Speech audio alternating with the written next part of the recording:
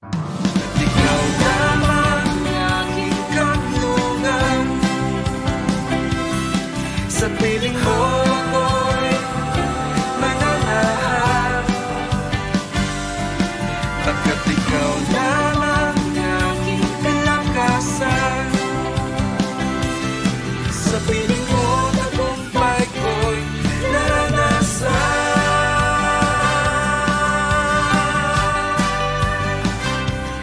Purihin ang Diyos.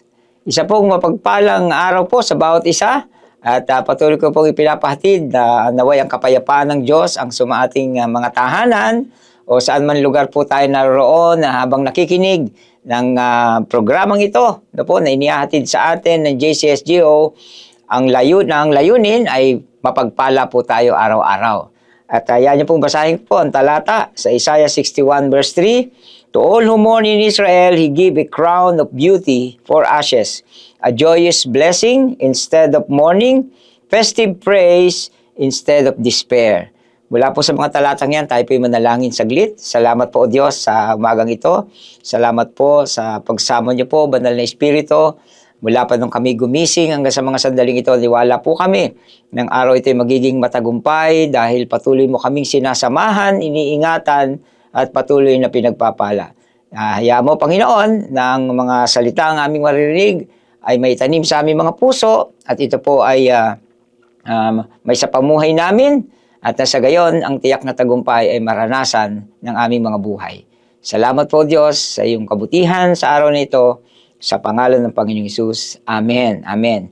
Sa talatang aking binasa sa ating pong wika, ganito po sinasabi, sinugo rin niya ako para iluwin ang mga nalulungkot sa Sion, sa ganon, sa halip na maglagay sila ng abo sa kanilang ulo, bilang tanda ng pagdadalamhati, maglalagay sila ng langis o koronang bulaklak sa kanilang ulo bilang tanda ng kaligayahan.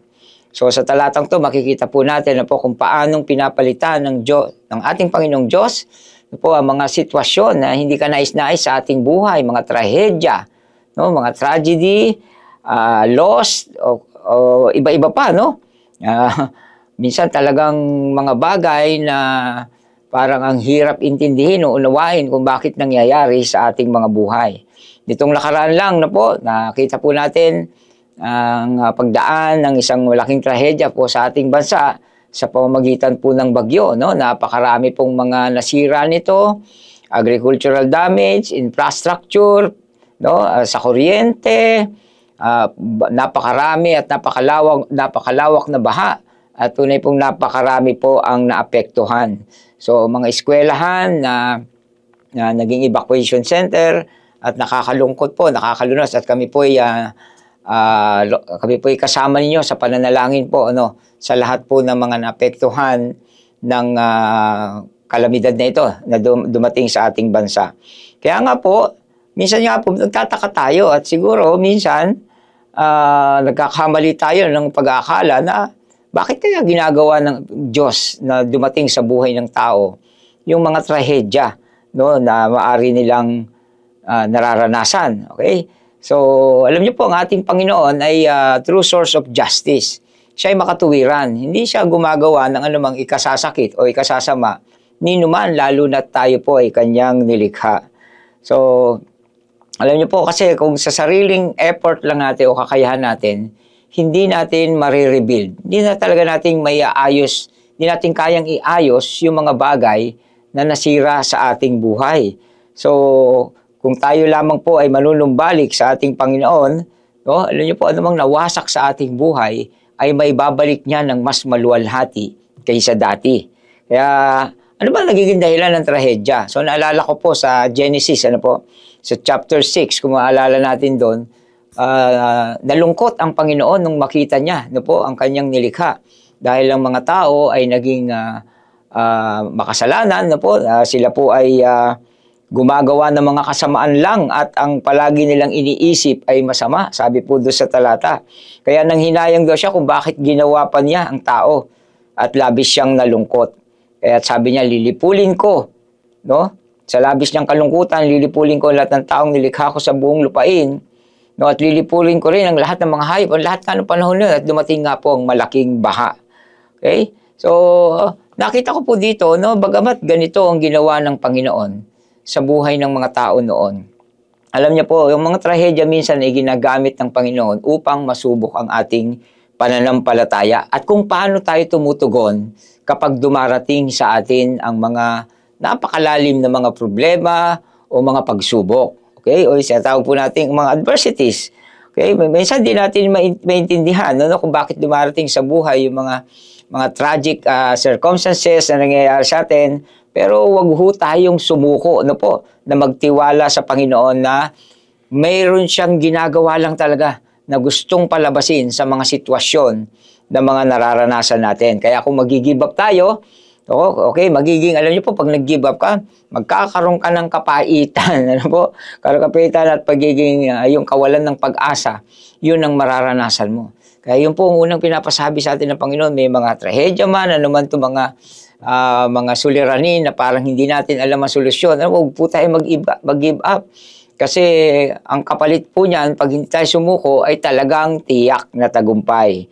Okay? So, alam niyo po, nakita ko rin talaga na ang mga trahedya ay dumarating because we ignore God's wisdom. Pinapabayaan natin, sinasawalang bahala natin yung karunungan ng Panginoon na ibinibigay niya sa atin. Ano po? Kaya yan po, yung nagiging resulta. Kaya nga, hallelujah. So, nais ng Panginoon na patuloy na maging matagumpay ang ating buhay, okay, kung tayo ay patuloy na lalapit sa Kanya at magtitiwala. Okay? So, ang Diyos ba ay tumutulong? Yes, tumutulong siya sa panahon ng ating mga kahinaan at mga problema o mga trahedya na kinakaharap. So, pinapakinggan niya po ang ating mga panalangin. Okay? At tinutubos niya tayo mula dun sa mga tragic situation na kinaroroonan natin, hahanguin niya tayo doon. Sa kinaroroonan natin, kagaya ng mga Israelita, napakarami nila sa Egypt, pero inalis sila ng Panginoon from their slavery, sa kanilang pagkakaalipin sa lugar na yon. So, ito magandang talatang nakita ko nga po pag dumadaan tayo sa mga ganitong kalagayan. Isaiah chapter 30 verse 20. Sabi niya, though the Lord gave you adversity for food and suffering to drink, He will still be with you to teach you. Okay? So you will see your teacher with your own eyes. Kapag dumadaan pala tayo sa ganitong mga sitwasyon, mabibigat at malaking problematic na mga sitwasyon, alam niyo po, may pinapakita ang Diyos. Yung aral, dahil ang mga problemang ito ay magiging teacher para sa atin, para malaman natin kung ano yung matututunan natin at nasa gayon, mabigyan po natin ng solusyon yung mga bagay na ito. So, ano man yung dahilan, okay, ano man yung circumstances, okay, manalig po tayo. We can face life with full assurance of God unfailing love for us. Yan po yung pangako ng salita ng Diyos. And one thing more, tragedy is temporary. Hindi po mananatiling ganyan yan. Yan po ay matatapos din, yan po ay masasabi nating matutuldukan din po. Dahil kapag nilapit natin sa Panginoon ang lahat ng mga yan, yung tragedy will He will turn it into glory for us. Hallelujah. Kaya pag dumadaan yung mga tornado, yung mga bagyo ng ating buhay, humawak tayo po sa ating pananampalataya. Dahil tiyak po na tayo po ay makakalagpas sa anumang trahedya, pagsubok, adversity na dumadaan sa ating buhay. Maaaring hindi natin naiintindihan kung ano yung nangyayari, ano ba itong dumadaan sa aking buhay. Pero if we will trust God, makikita po natin, patatawirin niya tayo. Sasamahan niya tayong makatawid sa lahat ng ito. Okay, kaya mula dyan, mga kapatid, ako pinaniwala na narito ang kapangyarihan ng Diyos, ang kalakasan niya, ang biyaya niya at habag, higit sa lahat, ay patuloy na dumadaloy sa ating mga buhay dahil kung si Kristo ay nasa ating puso, sigurado nga po, tayo magtatagumpay sa lahat ng uri ng hamon ng ating buhay. Kaya't mula po dyan, tayo po ay manalangin, dakilang Diyos. Marami pong salamat sa araw na ito na muli mo kaming sinamahan upang, Lord, may paalala sa amin ang salita mo, O Diyos, na kayo nga po, Panginoon, ang siyang tunay sumasama sa amin na anumang kagulumihanan, anumang kalungkutan, anumang trahedyang dumadaan sa aming buhay. Lord, lahat ito'y kaya mong palitan Panginoon, ng kaluwalhatian na nais mong maranasan namin.